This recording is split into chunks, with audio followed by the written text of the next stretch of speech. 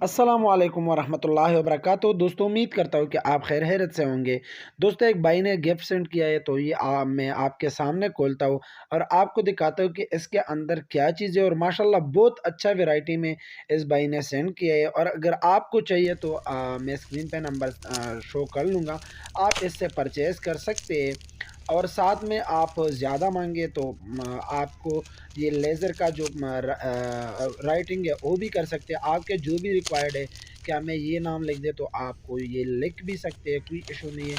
तो अगर आपको ये चाहिए तो आप इसके साथ राब्ता कर ले। तो चलिए सबसे पहले ये वीडियो देख ले कि माशाल्लाह किस तरह खूबसूरत चीज़ें इस भाई ने सेंड किया है।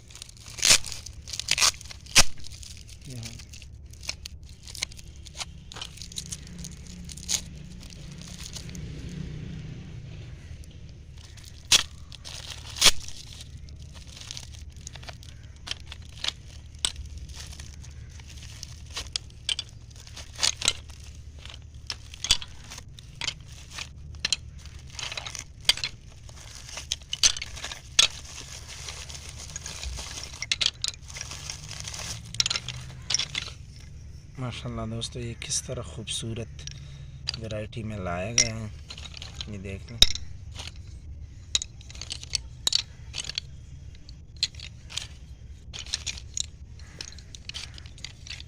चम्मच भी इसमें दो किस्म का है, ठीक है। ये माशाल्लाह आप देख सकते हैं।